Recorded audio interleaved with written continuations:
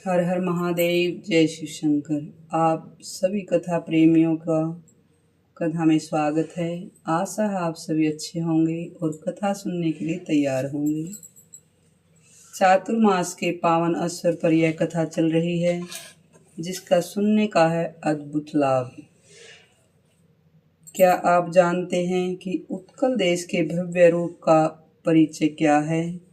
राजा इंद्रदमन का एक तीर्थयात्री से पुरुषोत्तम अक्षेत्र की महिमा सुनकर पुरोहित के भाई को वहां भेजना और उनका नीलाचल के समीप जाकर सबर से वार्तालाप करना। आज की पावन कथा में हम यही जानेंगे। बोलिए लक्ष्मी नारायण भगवान की जय, बोलिए जगन्नाथ भगवान की जय। एक समय की बात है, मुनियों ने पूछा, हे द्विजश्रेष्ठ, जहाँ काष्ठ प्रतिमा के रूप में साक्षात भगवान नारायण विराजमान हैं, वह पुरुषोत्तम क्षेत्र किस देश में है? जैमिनी जी ने उत्तर दिया, उत्कल यानी आज का जो उड़ीसा है, उड़ीसा के नाम से प्रसिद्ध एक परम पावन देश है। पहले देश के नाम से संबोधित करते थे, आज हम राज्य बोलते हैं, जहाँ अनेक तीर्थ और बहुत से पवित्र देव मंदिर हैं। वह प्रदेश दक्षिण समुद्र के तट पर बसा हुआ है। उसमें रहने वाले पुरुष सदाचार के आदर्श हैं। वहाँ के ब्राह्मण उत्तम आचार और स्वाध्याय से संपन्न हैं, यानी वेद शास्त्रों को पढ़ते हैं। सदा यज्ञ कर्म में संलग्न रहते हैं, यज्ञ करते हैं हर दिन। सृष्टि आदि के कार्य में यज्ञ वेद अध्ययन की प्रवृत्ति वहीं से होती है। कथा कहती है कि यज्ञों की शुरुआत और वेदों का अध्ययन पढ़ने की शुरुआत प्रवृत्ति बुद्धि उसी राज्य से हुई है। अतः वहाँ के निवासी ब्राह्मण वेद शास्त्रों के प्रवर्तक हैं। उस देश को 18 विद्याओं की निधि बताया गया है, खजाना बताया गया है। वहाँ भगवान नारायण की आज्ञा से घर घर में लक्ष्मी का वास है। उस देश के निवासी मनुष्य लज्जाशील, विनयी, चिंता तथा रोग से रहित, पिता माता के सेवक, सत्यवादी और विष्णु भक्त होते हैं। आज भी आप देखेंगे दक्षिण के लोग बहुत ही ईमानदार पाते हैं और माता पिता की आज्ञा पालन। आप मूवी में भी देखते होंगे कि वो कितने आज्ञाकारी दिखाए जाते हैं। वहाँ कोई भी पुरुष ऐसा नहीं होगा जो विष्णु का भक्त एवं आस्तिक ना हो। उस देश के सब लोग परोपकारी होते हैं। लोभी, दुष्ट और शठ मनुष्यों का वहाँ सर्वथा अभाव यानी कमी होती है। उस प्रदेश के लोग दीर्घजीवी होते हैं, लंबे जीने वाले होते हैं। स्त्रियां पतिव्रता, सुशीला, धर्मपरायणा, लज्जा और सदाचार से विभूषित होती हैं। रूपवती, सब प्रकार के आभूषणों से अलंकृत तथा कुल, शील और वय के अनुसार आचार विचार का पालन करने वाली होती हैं। बोलिए लक्ष्मी नारायण भगवान की जय। कथा कहती है, वहाँ के क्षत्रिय भी अपने अपने कर्तव्य का पालन करते हैं। वे सब के सब प्रजा की रक्षा के व्रत में दीक्षित होते हैं, तैयार रहते हैं। दान देने में उदार और सब शास्त्रों के ज्ञान में निपुण होते हैं। सदा अधिक दक्षिणा वाले यज्ञों का अनुष्ठान करते हैं, जिसमें ज़्यादा से ज़्यादा दक्षिणा दी जाती है। उनकी यज्ञ वेदियाँ सदा प्रज्वलित रहती हैं, कभी शांत नहीं होती यज्ञ की अग्नि, तथा सुवर्ण भूषित यूप शोभा पाते हैं। उनके घर पर पधारे हुए अतिथियों को उनकी कामना से अधिक वस्तुएं देकर संतुष्ट किया जाता है। उत्कल के वैश्य भी यानी बनिए भी कृषि, खेती, वाणिज्य और गो रक्षा की वृत्ति में गो की रक्षा करने में तैयार रहते हैं। वे अपनी भक्ति और धन से देवता, गुरु, ब्राह्मण को तृप्त करते हैं। वहाँ एक के घर पर पधारे हुए याचकों को दूसरे के घर जाने की आवश्यकता नहीं होती, इतना वो अतिथि को, मांगने वाले को दे देते हैं। उस देश के शूद्र संगीत, काव्य, कला और शिल्प यानी जो मंदिर आदि बनाए जाते हैं, उनको शिल्प कहते हैं। उनके द्वारा कुशल और प्रिय वचन बोलने वाले होते हैं। धार्मिक एवं स्नान आदि कर्मों में तत्पर होते हैं। वे अपने मन, वाणी, क्रिया और धन के द्वारा द्विजों की सेवा में लगे रहते हैं। कथा में शिक्षा दे रही है कि हमें अपने मन के द्वारा भी और वाणी के द्वारा तथा अपनी क्रिया के द्वारा और धन के द्वारा सभी ब्राह्मणों की सेवा में लगे रहते हैं। देखिए, ऐसा नहीं अब हम धन दे दे और मन में कुछ और विचार चले तो यह सब गलत होता है। यही कारण होता है कि हमें पुण्य कर्मों का फल नहीं मिलता। वहाँ वर्ण संकर जाति के लोग भी अपने अपने धर्म में स्थित होते हैं। आप सभी जानते होंगे वर्ण संकर कौन होते हैं। ऋतुएं विपरीत भाव धारण नहीं करती, मेघ असमय में वर्षा नहीं करते, बादल बिना समय नहीं बरसते, खेती को हानि नहीं पहुंचती, हवा का भी कष्ट वहाँ नहीं होता, यानी ज़्यादा तेज आंधी नहीं चलती, प्रजा को पीड़ा नहीं होती, अकाल और महामारी का प्रकोप नहीं होता, राज्य का नाश नहीं होता, पृथ्वी पर होने वाला कोई भी वस्तु वहाँ अलभ्य नहीं है। यही वह सब देशों में श्रेष्ठ उत्कल है। कथा कहती है, दक्षिण समुद्र में मिलने वाली ऋषिकुल्या नदी तक पहुंचकर स्वर्ण रेखा और महानदी के बीच में जो देश प्रतिष्ठित है वही उत्कल है, जिसे आज के समय में हम उड़ीसा नाम से जानते हैं। इस पवित्र प्रशांत में बहुत से उत्तम अक्षेत्र हैं, स्थान हैं। सतयुग में इंद्रदुमन नाम से प्रसिद्ध एक श्रेष्ठ राजा हो गए हैं। उनका जन्म सूर्यवंश में हुआ था। वे ब्रह्मा जी के 5वीं पीढ़ी के नीचे थे। राजा इंद्रदुमन सत्यवादी, सदाचारी, शुद्ध तथा सात्विक पुरुषों में अग्रणी यानी सबसे आगे थे। प्रजा को अपनी संतान समझकर सदा न्यायपूर्वक उसका पालन करते थे। कथा हमें शिक्षा दे रही है कि एक राजा को किस प्रकार प्रजा का पालन करना चाहिए। वे आध्यात्मिक ज्ञान में कुशल, सूर तथा समर विजयी, सदा उद्यमशील, ब्राह्मण पूजक और पितृभगत थे। 18 विद्याओं में दूसरे बृहस्पति के समान। बोली लक्ष्मीनारायण भगवान की जय। एक दिन भगवान लक्ष्मीपति की पूजा के समय देव पूजा गृह में बैठे हुए राजा ने अपने पुरोहित से आदर पूर्वक कहा, आप उस उत्तम क्षेत्र का पता लगाइए जहां हम इसी नेत्र से साक्षात भगवान जगन्नाथ का दर्शन करें। वैष्णव राजा के कहने पर पुरोहित ने तीर्थ यात्रियों के एक झुंड को देखकर उनसे प्रेम पूर्वक कहा, तीर्थों में विचरने वाले, घूमने वाले, तीर्थों का ज्ञान रखने वाले धर्मात्मा पुरुषों, हमारे महाराज की जो आज्ञा देते हैं उसे तुम लोगों ने सुना है। क्या तुम में किसी को उस उत्तम तीर्थ का पता है क्या? उनका अभिप्राय समझकर उन यात्रियों में से एक व्यक्ति जो बहुत तीर्थों में घूम चुका था और अच्छा वक्ता था, राजा के पास आकर हाथ जोड़कर बोला, राजन, मैंने बचपन से ही अनेक तीर्थों का भ्रमण किया है। भारतवर्ष में ओड्र नाम से प्रसिद्ध एक देश है। उस देश में दक्षिण समुद्र के तट पर श्री पुरुषोत्तम क्षेत्र है, जहाँ नीलाचल नाम का एक पर्वत है। वह सब ओर से वनों से घिरा हुआ है। उसके बीच में कल्प वृक्ष है, जिसके पश्चिम भाग में रोहिण कुंड है। उन भगवान की करुणा रूप जल से भरा हुआ है, जो स्पर्श करने मात्र से ही मोक्ष देने वाला है। कथा कहती उसके पूर्वीय तट पर इंद्र नीलमणि बनी हुई भगवान वासुदेव की प्रतिमा है, जो साक्षात मोक्ष प्रदान करने वाली है।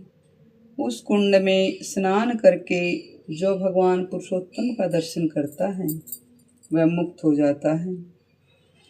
वहाँ सवर दीपक नामक एक श्रेष्ठ आश्रम है, जो भगवत विग्रह से पश्चिम दिशा में स्थित है। उस आश्रम में एक पगडंडी का रास्ता है, जिससे भगवान विष्णु के स्थान तक जा सकते हैं। वहाँ शंख चक्रधारी भगवान जगन्नाथ विराजमान हैं। बोलिए जगन्नाथ भगवान की जय। वे करुणा के समुद्र हैं और दर्शन मात्र से सब जीवों को मुक्ति प्रदान करते हैं। राजन, देवादेव जगन्नाथ की प्रसन्नता के लिए मैंने 1 वर्ष तक पुरुषोत्तम क्षेत्र में निवास किया है। महामूर्ख था मैं, परंतु उनकी कृपा से इस समय 18 विद्याओं में प्रवीण हो गया हूँ।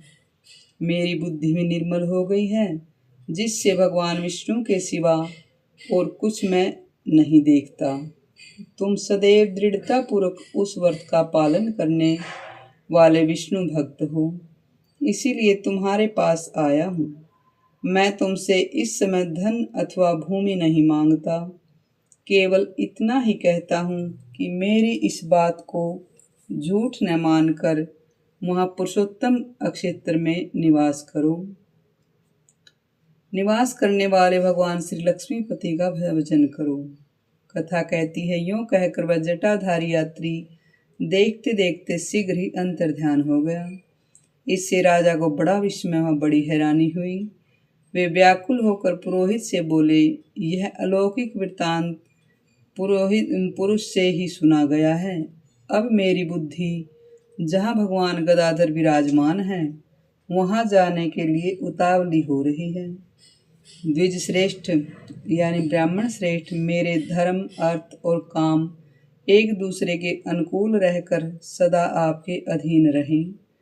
आपके प्रसाद से मैंने त्रिवर्ग का साधन तो कर लिया। यदि आप इस भगवत दर्शन के कार्य में भी मेरे साथ चलेंगे तो मैं आपके सहयोग से चारों पुरुषार्थों को प्राप्त कर लूँगा। पुरोहित बोले, राजन, मैं ऐसा प्रयत्न करूँगा कि हम लोग सहायकों सहित पुरुषोत्तम क्षेत्र में चलकर बस जाएं। जन्म की सफलता इससे बढ़कर और क्या हो सकती है। साक्षात भगवान लक्ष्मीपति का दर्शन किया जाए। इस समय मेरा छोटा भाई विद्यापति सब देशों में घूमने वाले दूतों के साथ वहां जाएगा। जगन्नाथ जी का दर्शन करके उस पर्वत पर सैनिकों के ठहरने योग्य स्थान का पता लगाकर शीघ्र ही आ जाएगा। कथा कहती, पुरोहित की बात सुनकर राजा इंद्रदुमन ने कहा, ब्राह्मण, बहुत अच्छा, अब मैं भगवान विष्णु के समीप उसी स्थान पर चलकर बसूंगा। ऐसा कहकर राजा ने प्रसन्नतापूर्वक अंतःपुर में प्रवेश किया। पुरोहित ने उन सब यात्रियों को यथायोग्य सम्मान देकर अपने अपने आश्रम को भेजा। फिर अपने भाई को ब्राह्मणों से स्वास्थ्य वाचन कराकर शुभ मुहूर्त में भेजा। कथा में शिक्षा दे रही है कि हमें किसी भी यात्रा को करना चाहिए तो वह मुहूर्त और अच्छा समय देखकर ही जाना चाहिए। विद्यापति समस्त विश्वसनीय पुरुषों के साथ पुष्प सुशोभित रथ पर आरूढ़ हुए और वहां को प्रस्थित हुए।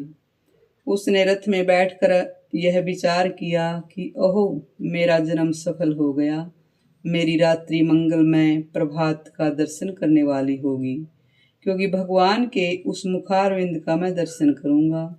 कथा में शिक्षा दे रही है कि हमें भी इसी भाव से किसी भी तीर्थ का, किसी भी भगवत का दर्शन करते समय यही विचार होना चाहिए।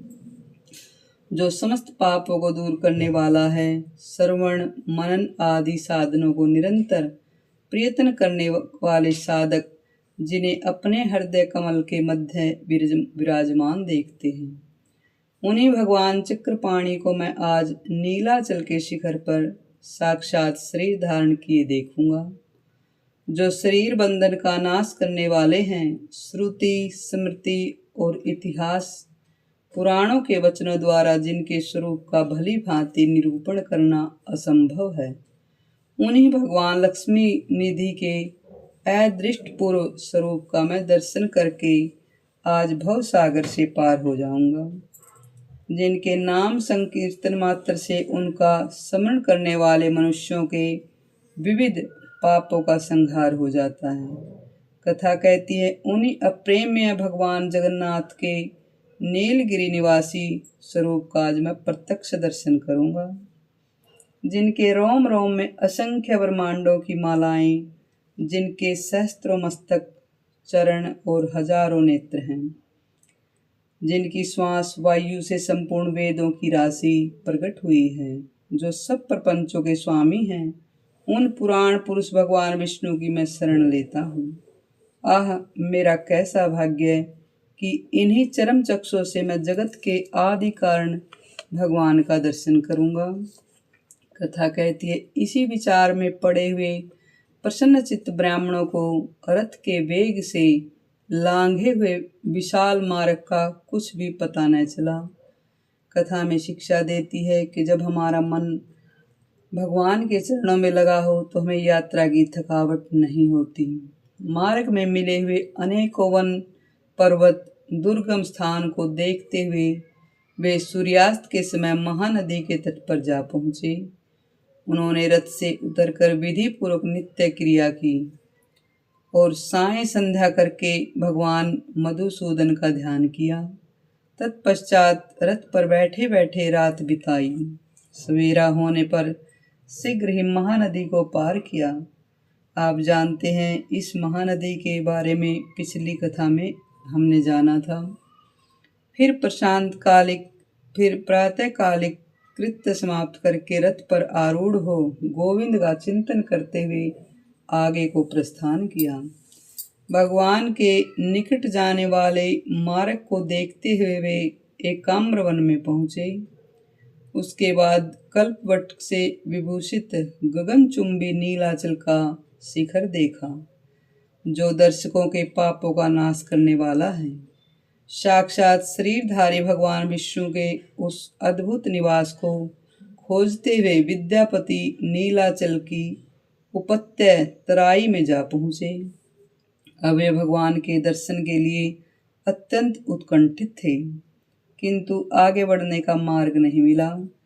तब भूमि पर कुशा बिछाकर मौन भाव से लेट गए और भगवान के दर्शन की सिद्धि के लिए भगवान के ही शरणागत हो गए।